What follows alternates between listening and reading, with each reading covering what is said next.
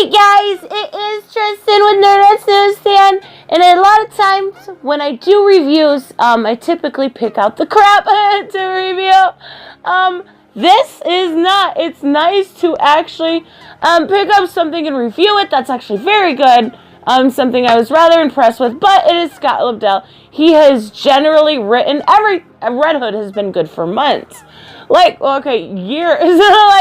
That is the one comic that I can honestly say that I have been thoroughly and completely impressed with for a very long time. And this is no exception.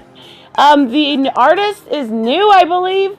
His name's Adam Pollins. I have never heard of him, but even with that, I really like the art. It was not perfect, but it was still really good. The whole story, honestly, I don't have a whole lot bad to say about this.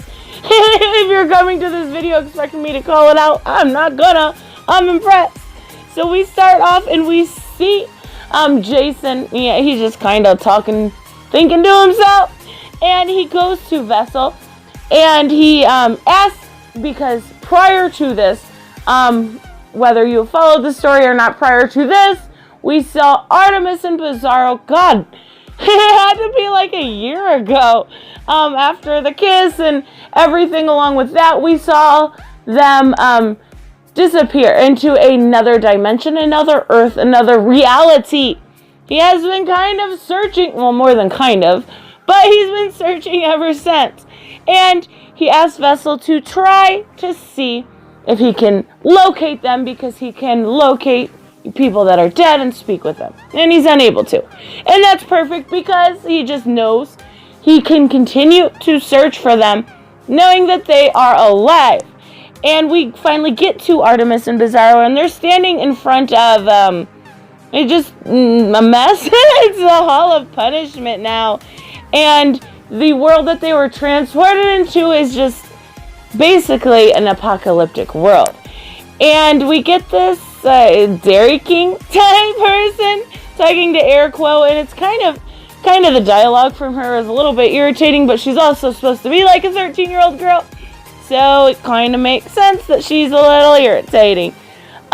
They walk into this Hall of Punishment and see exactly what is going on, and they're like, I don't know exactly what happened in here, but it's a fucking mess. And honestly, the dialogue between Artemis and Bizarro is adorable.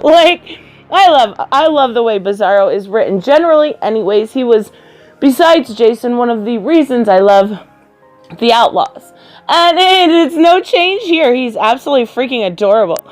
So we see that, and they meet this almost night guard looking guy, and Bizarro's initial reaction is to freeze his flashlight, and he realizes that they are capes, is what he calls them. So they're talking about this Hero Day, this day in which the civilians took back the power from the superheroes on this earth.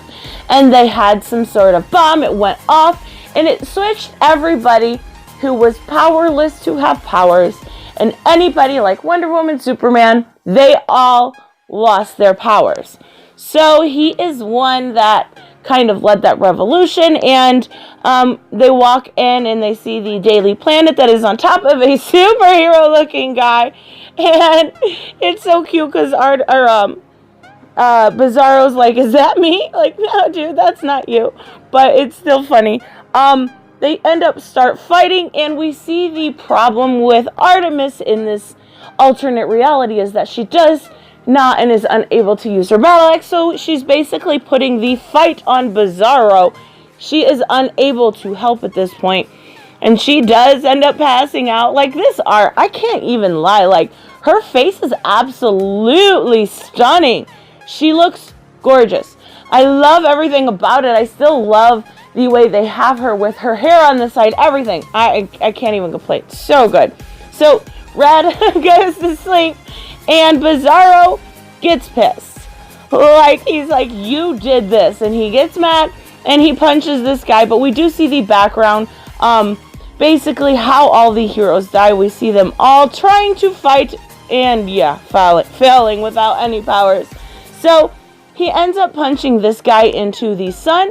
Why, if this guy was so powerful before and able to kill so many people, why one punch from Bizarro would do it? But sure, I totally buy it. So we continue and we see Artemis and them get up. They try to escape because there is people in the streets looking for these kind of counterculture people. They are trying to seek them out.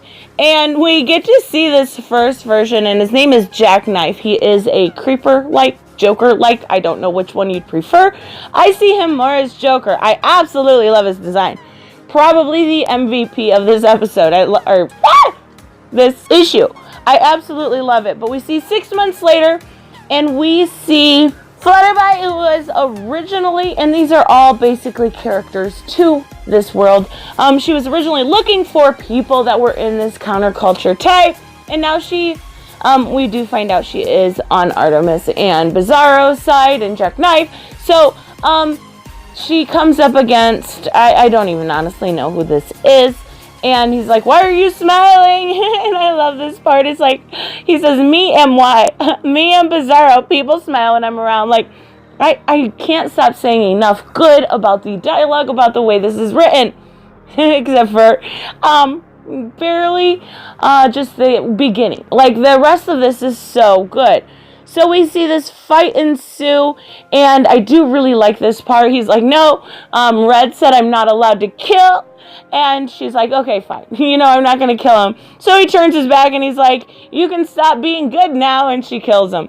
Too freaking savage. So we see, from what I understand, or at least what I think, is that Jackknife here, and Artemis were caught on purpose to try to get into and figure out just exactly what to do.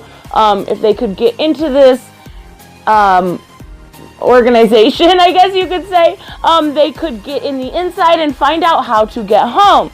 So they were caught on purpose. They rehearsed this before, and we see the taser, and there's 6 seconds in between, and they're trying to get these people, and they do. They successfully do, and they are able to get everything, kind of the ball rolling. Well, we do end up seeing General Lane here, and I'm assuming this is the counterpart to the General Lane on regular Earth. I'm assuming this is supposed to be Lois's father. And we get to see them kind of interacting and just talking about what happened. He shows them, what they are going to do. They plan on using the same bomb they used on this alternate reality in their Earth to do the same thing, to get rid of the heroes, to take over another world. And we see Lex. Like, Lex, dude, what the fuck happened? Like, I'm not quite sure what happened, but you look just... I don't know. I can't even begin to describe what he is. Basically, he's a hot fucking mess, but even so, he does tell them his plan. He does show them just exactly what he's been working on, and it is a door back to the alternate reality in which they came from. Fucking perfect, right? And, they are able to he kind of, like, shoots them with his head laser. Like, Lex, come on, buddy, get a body. But, that is when we see Jackknife and we see Bizarro show up, and everybody is here to save the day. And that's exactly what they do. There's a very good action sequence. It looks amazing. They are able to get rid of the bomb that they had planned on using in Artemis and Bizarro's reality, and they are able to basically destroy it. And then they destroy the brain. Literally. Just takes a knife and stabs his brain. I don't know. It's very weird to see Lex that way. And then they are able to, hand in hand, so freaking cute, escape, and what we've been waiting for a freaking year, go back to Earth. And that's where it ends, of course, because we can't see them reignite or have a little powwow with Jason or anything, because that would be too fucking perfect. But I'm sure we will see that in the next Red Hood. It is finally nice to see this. I am curious where they are going to go with Jason's father and the other stuff within the story, but this was very good. I like annuals that you could pick up. I have been reading Red Hood, but had you not been reading this, you could have just as enjoyed it as much as I did. I really think that this was a great story. I think that it was well put together, well written, and the art was honestly really good. I love the way the female's face looked. They looked feminine. They looked beautiful. I freaking love every single bit of this. So let me know what you guys think. I am thoroughly impressed. This is one that you can actually... This is one title that you can read and never have to worry about a bad issue. So I will see you guys in the next one. Bye-bye.